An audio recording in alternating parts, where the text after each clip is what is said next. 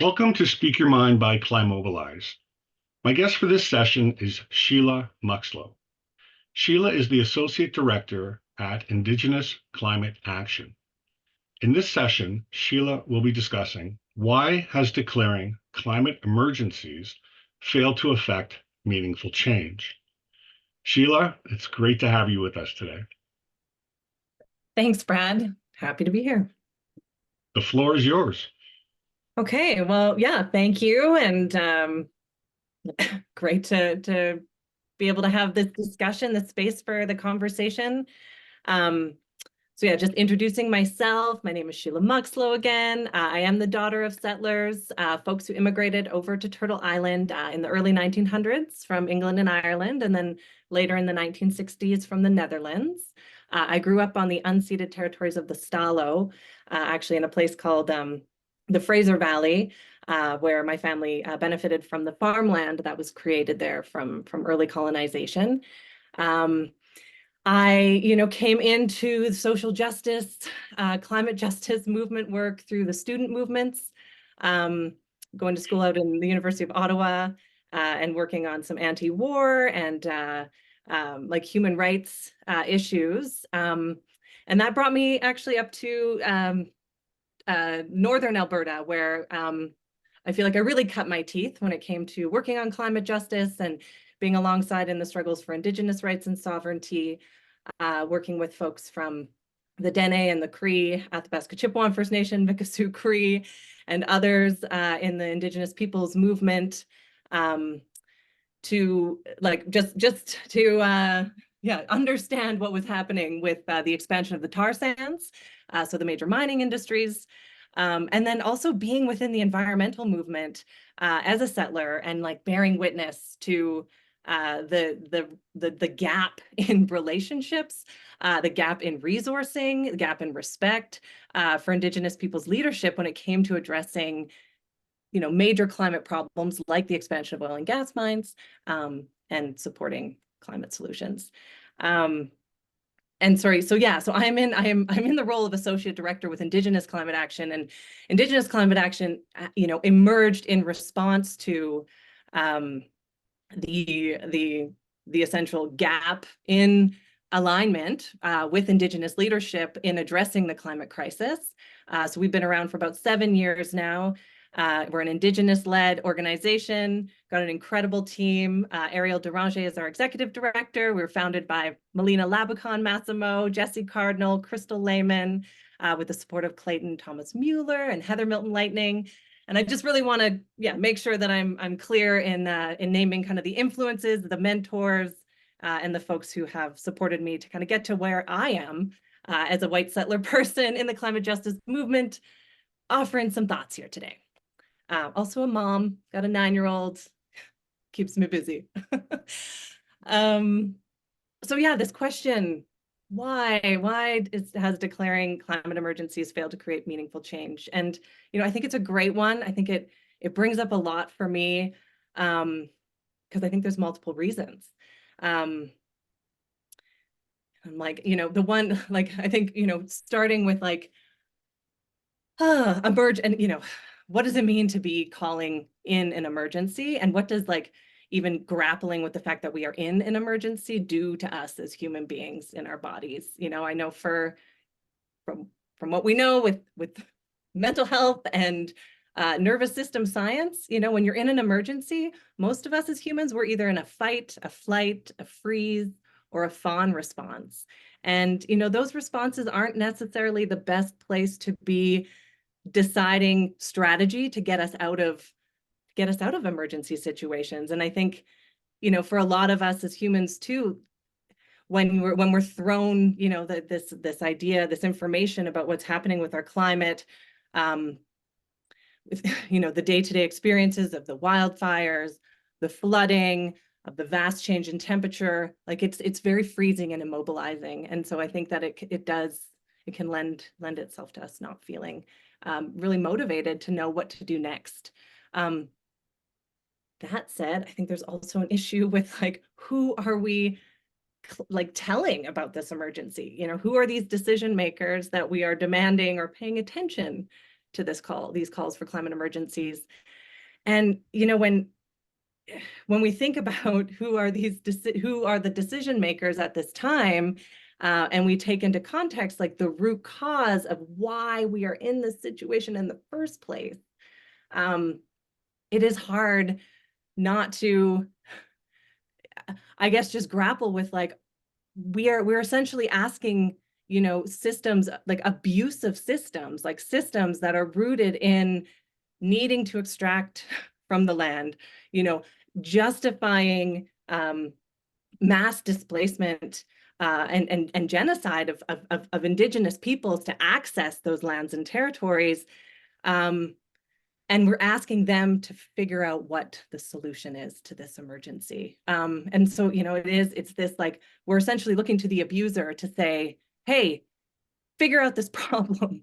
And that's impossible for the abuser to actually figure out how these abusive systems are figuring out how to actually get us out of this situation and stop this harm when really their interests are like rooted in causing that harm. And I know that's a lot, and Brad, I appreciate being invited into a conversation here because I feel like I'm just kind of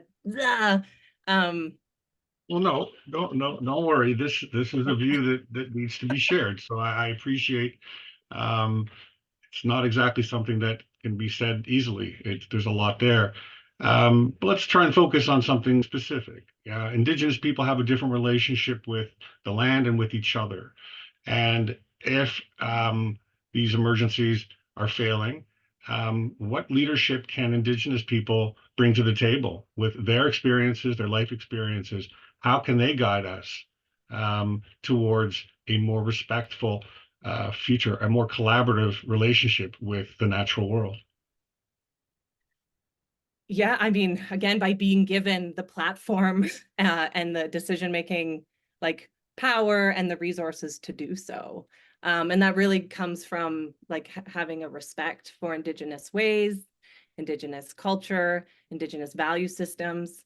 And that can be really hard to grapple with when, many of us are raised in settler culture, and haven't been afforded that insight into what it means to live outside of capitalist economies, and deriving our, essentially being able to afford our human rights through an economy that demands exploiting, not only the land, but each other, in many regards. And so, yeah, again, I think it is very much the need to be respecting the leadership that already exists, that has existed.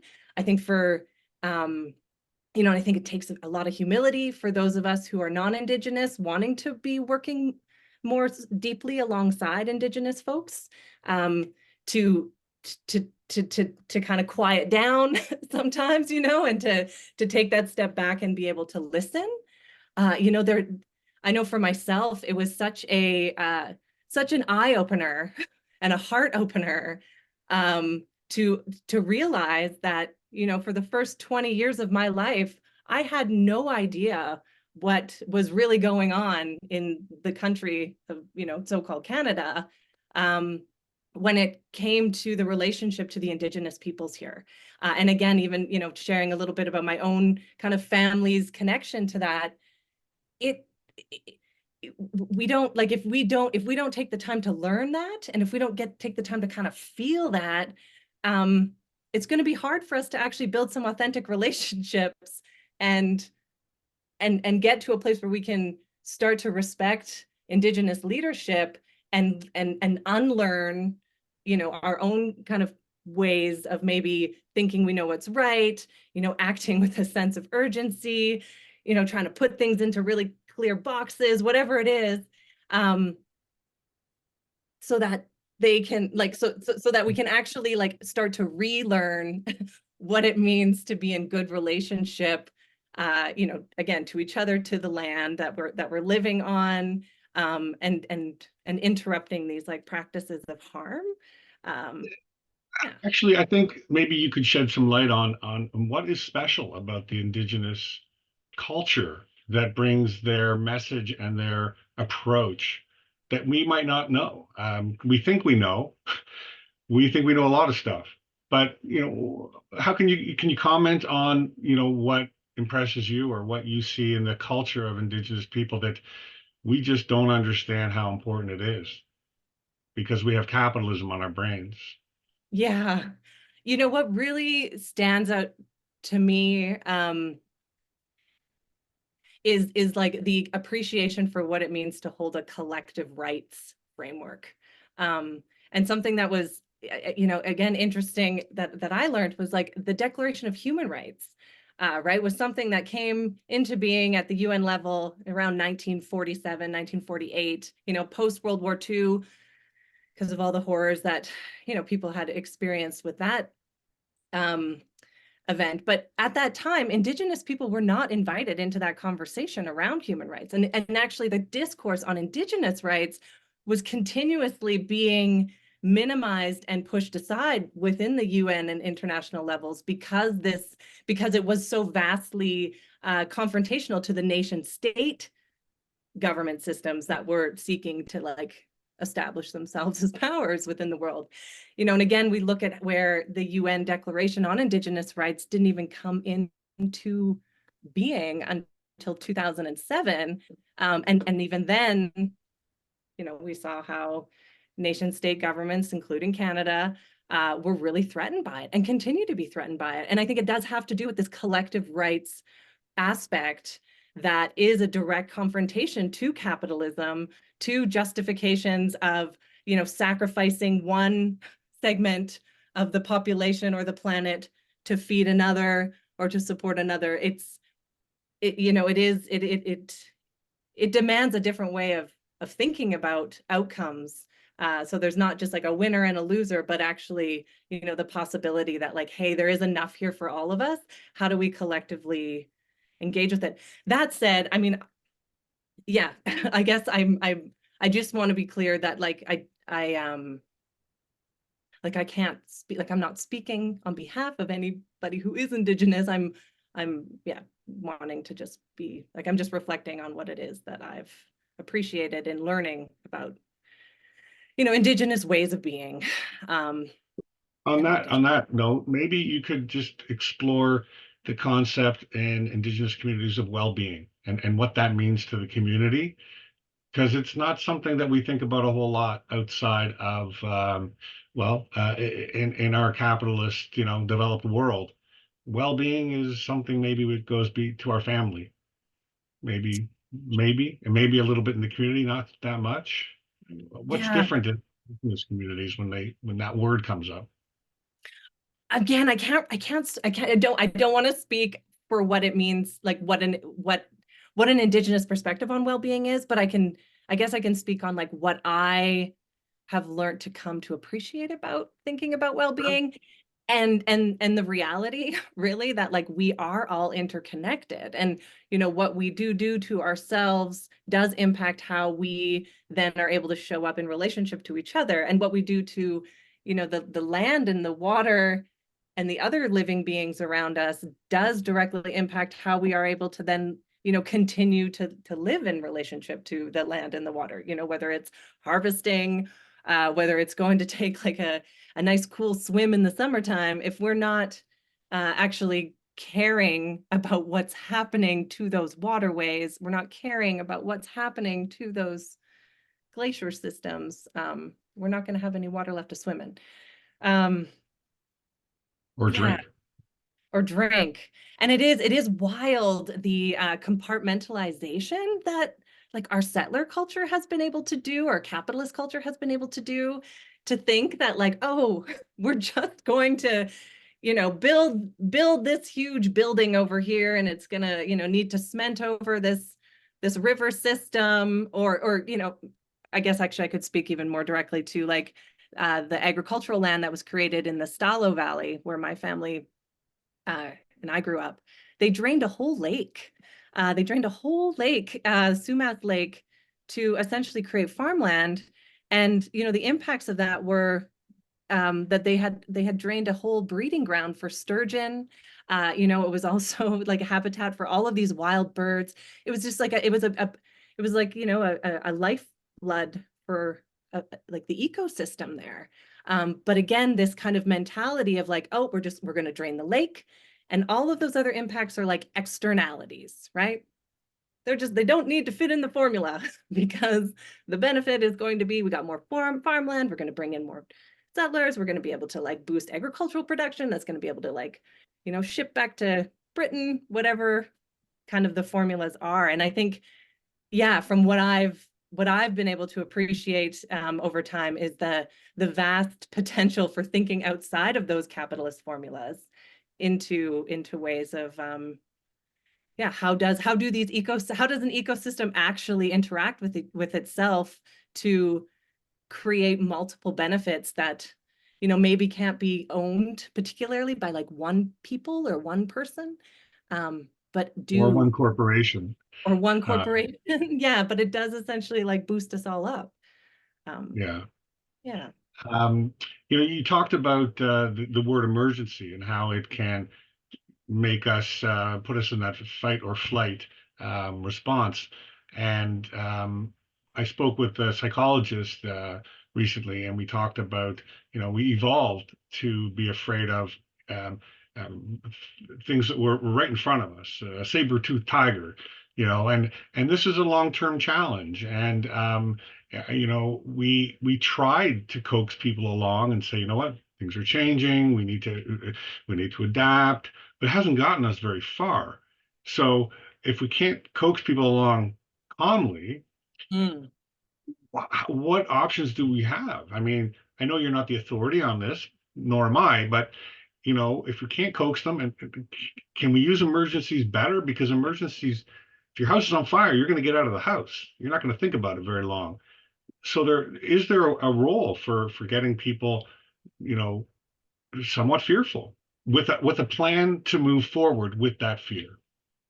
Oh, yeah, that is, I mean, it's a worthwhile question to explore. I tend to like, a former version of myself, I think would have been like, yes, and whatever it takes to just get people activated. Mm, We used to talk a lot about like, how do you get your anger and move that anger into action?